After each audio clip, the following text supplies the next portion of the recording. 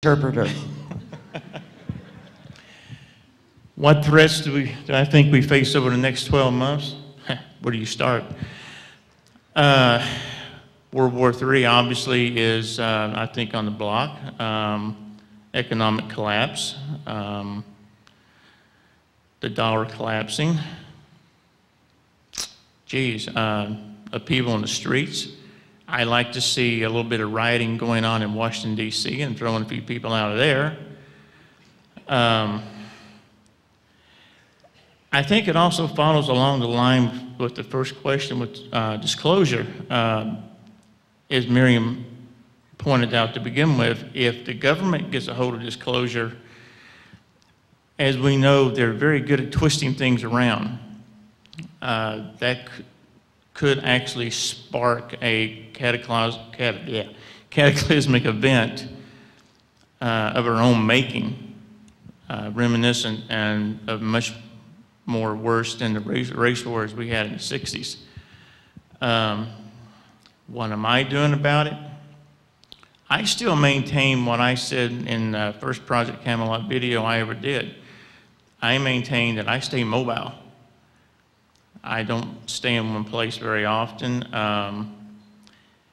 The other thing I could add is if we go through the earth changes that many people have talked about and I've touched on briefly, you don't want to be in one place. You want to be able to be mobile, to be able to pack up and move at a minute's notice and have a safe haven to go to and then leave it when necessary. I'm not one of those people that believe in hoarding 2 and 3 years worth of food, guns, and ammunition because it's not going to do you any good. If you have a house full of guns, food, and ammunition, and your house collapses, it's not really doing you much good, right? What I would say is each and every person has to look at themselves and their own situation and plan accordingly to that. If you're a single person in your 20s, you want to plan one way. If you're 40 with kids, you're going to plan a second way. So that's what I think needs to be done. Duncan, thank you.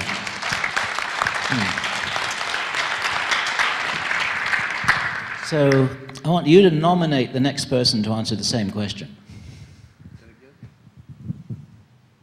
I want you to nominate the next person to answer the same question. Oh, for the same question? Yeah. Which one of this panel here? Hey, Mary. Hi. Over the next 12 months, I think there's going to be a lot of changes over the next 12 months. Leading up to the end of the year, closer to, what month are we in? September? Late October, middle November, there's going to be some changes in governments around the world. I believe that that situation is going to be the same as it is in society, where people are choosing a side. And there's going to be some splits. There's been alliances with certain, countries from country to country. Those alliances are going to all of a sudden turn and say, you know what, we don't want to do business with you to the extent that we have. They're not going to be cutting each other off, but I think there's going to be some drastic changes in that regard near the end of the year. Leading into next year, I think that there is a really strong possibility that sometime around July or August, there's going to be an event worldwide that's going to have an effect on the hearts of humanity. Whatever that is, I don't know. I just know that there's something coming next year that's going to affect all of us. I kind of get a bit nervous when people ask for dates on things and what exactly might be coming down, because time and the understanding of time is not set. Timelines that people talk about are in constant change. And the major factor in all of that is who? Could somebody in this audience tell me what affects that? Somebody. Right. Thank you. It's all of us. So it's really difficult to say exactly what it is that's going to happen, exactly when it's going to happen, so I try to stay away from it, because actually that brings me to a really important point, and I thank you. When we talk about a date, an actual date, and say that this is the exact date that something is going to happen, when it doesn't, I think that we do a great injustice to ourselves.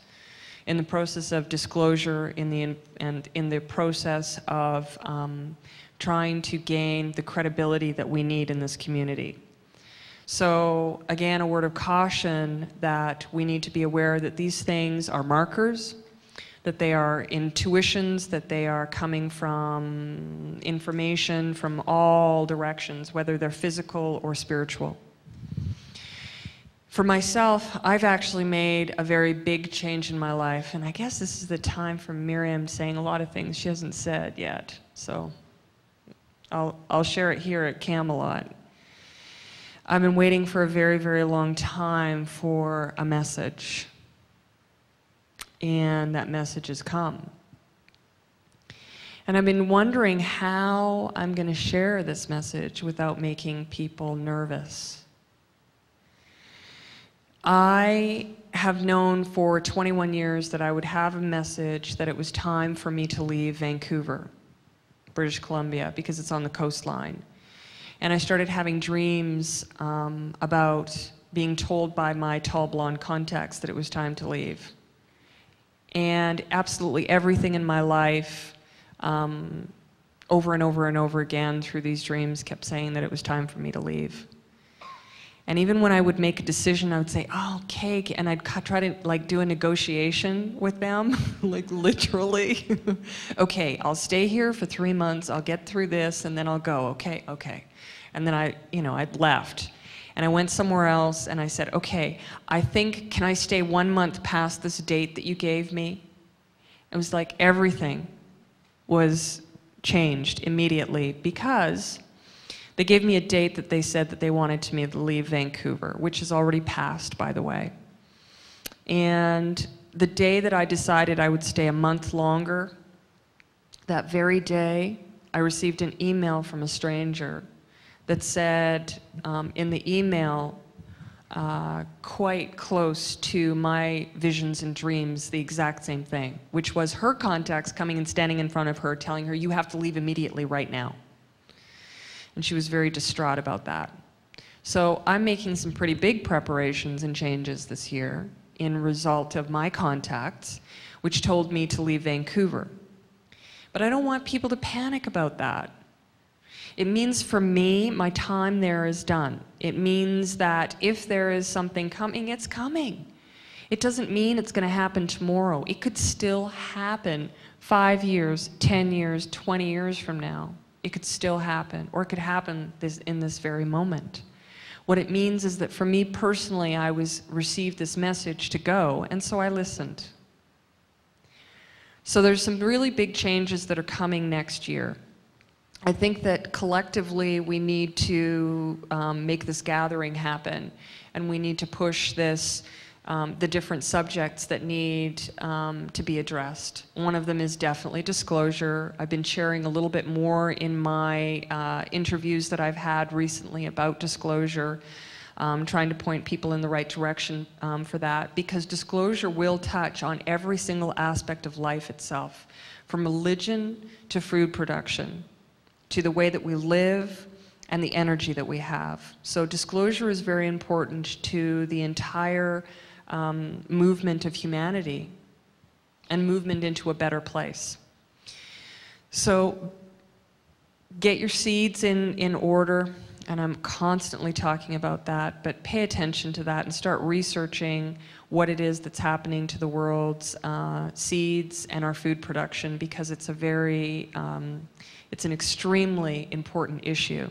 And so for myself, I already have my seed bank, and I'm going to build on that again this year. So know that I'm making a lot of personal changes because of the information that I've received. And emotionally, we need to prepare ourselves.